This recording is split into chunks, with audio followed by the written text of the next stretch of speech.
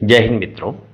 लखनऊ से Allahabad high court की लखनऊ खंडपीठ ने एक महत्वपूर्ण निर्णय में उत्तर प्रदेश मदरसा शिक्षा बोर्ड अधिनियम 2004 को असंवैधानिक घोषित करते हुए कहा है कि यह अधिनियम संविधान में पथनिरपेक्षता के मूल सिद्धांतों के साथ ही समानता, जीवन और शिक्षा के मौलिक अधिकारों के विपरीत है।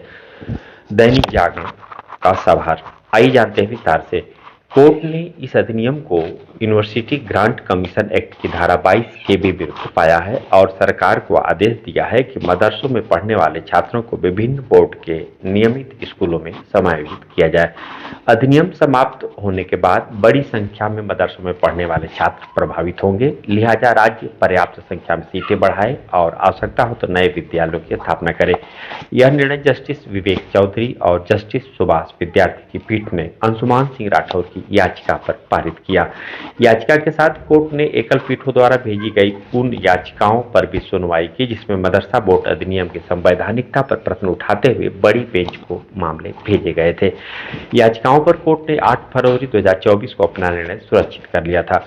कोर्ट ने अपने फैसले में कहा कि राज्य यह नहीं कर सकता कि किसी विशेष धर्म के बच्चे को बाकियों से अलग शिक्षा दे।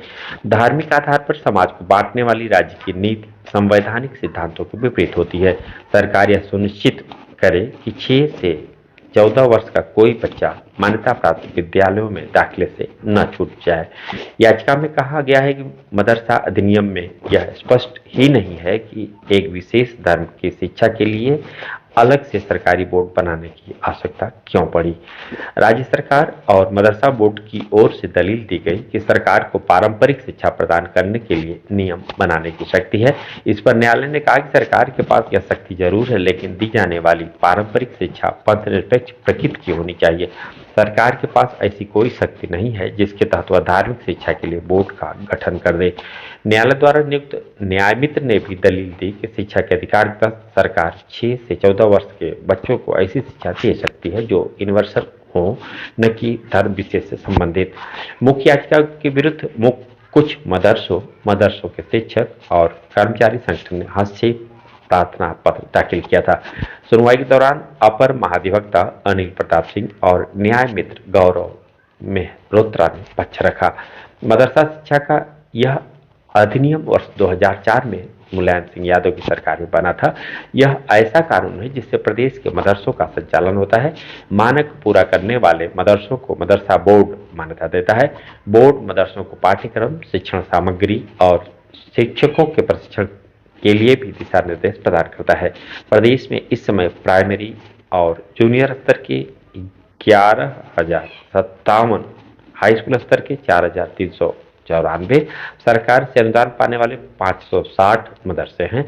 मदरसों में 13.57 लाख बच्चे पढ़ते हैं।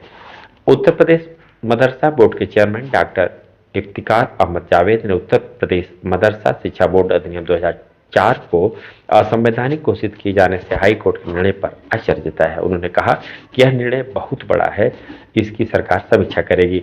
कहा कि सरकारी अनुदान मदरसों में धार्मिक शिक्षा के लिए नहीं मिलता है। यह अनुदान अरबी, फारसी और संस्कृत भाषा को बढ़ावा देने के लिए मिलता है।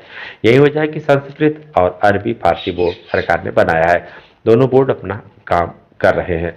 न्यायालय को समझाने में हमसे कहीं न कहीं चूक हुई है। जय हिंद।